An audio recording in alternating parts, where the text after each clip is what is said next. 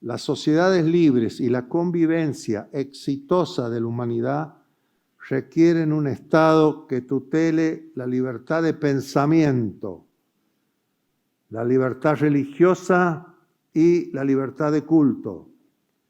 Tres esferas distintas que expresan lo más íntimo de la libertad del ser humano. San Luis es el primer estado de la Argentina en el que rigen leyes que aseguran estas libertades y que en la práctica han mostrado enormes ventajas.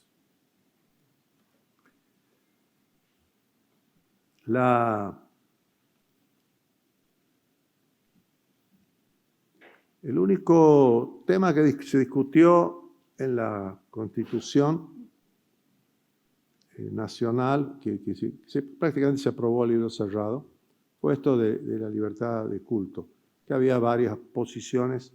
Bueno, triunfó la libertad de culto. La libertad de culto y la libertad religiosa, que es más que la libertad de culto, y la libertad de pensamiento, que es más todavía, es otra esfera, fue el primer antecedente muy fuerte que hay sobre esto, fue cuando los emigraron de Europa, los fundadores o los colonos, en la nave que se llamó la Mayflower, que partió de Inglaterra y desembarcó, creo que en la costa este de los Estados Unidos. Iban disidentes religiosos después de las luchas religiosas tremendas de Europa. Entonces tuvieron varios días de navegación en esa época, estamos hablando de 1620. Fíjese, 1620, 30 años después de la fecha de fundación de San Luis. Después todavía, nosotros ya estábamos fundados y ellos venían ahí en una nave. Y en esa nave, la Mayflower,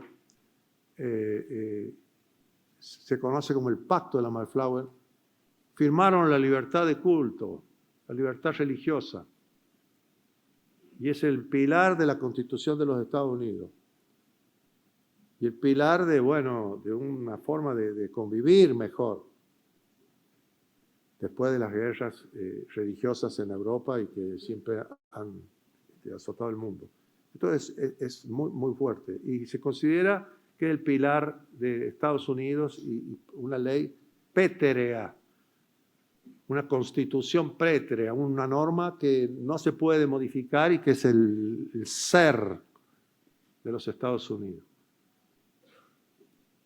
Y esto en algún tema resulta, ellos lo hicieron libertad de culto entre ellos, porque, la cultura originaria no les respetaron eso. Pero de todas maneras, la Argentina, nosotros seguimos los consejos del Vaticano II. El Concilio Vaticano II, la Iglesia Católica, dispuso como una necesidad que el mundo dictara leyes de libertad religiosa y libertad de culto. Cuando se hace el Pacto de la Moncloa, en España se establece, se discuten muchos temas. Se reúnen en los españoles, miren ustedes lo que somos nosotros, pensando en nosotros a veces y lo que son otros países. España tenía un problema de 23 puntos de inflación, 24 puntos de inflación programada. Y se reunieron todos, los que habían estado antes en una guerra civil, con muertes, desaparecidos, familias que se enfrentaban, de todos los tiempos, con la tiránica dictadura, la sangrienta dictadura de Franco. Inflación.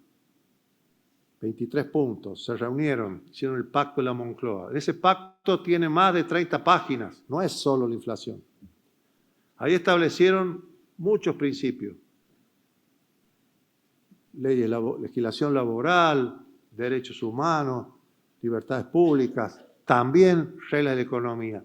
Y también un tema fundamental en España, que parte de la guerra civil había sido los enfrentamientos o las intereses de católicos y el resto de la comunidad, o republicanos, etc. Estableció, España tiene la ley más linda o más importante, más novedosa, más nueva, más actualizada y acordada de libertad de pensamiento. Si la libertad de pensamiento hubiera existido como una parte de nuestro ser nacional o de nuestra norma jurídica, tal vez la dictadura no hubiera existido. O no hubieran sido alguna desgracia tal vez podría no haber sucedido. No teníamos ley de libertad de pensamiento. ¿Qué es lo más amplio? Pensar sobre una visión del mundo, pensamiento filosófico, un pensamiento. La libertad religiosa ya es creer o no en un ser superior.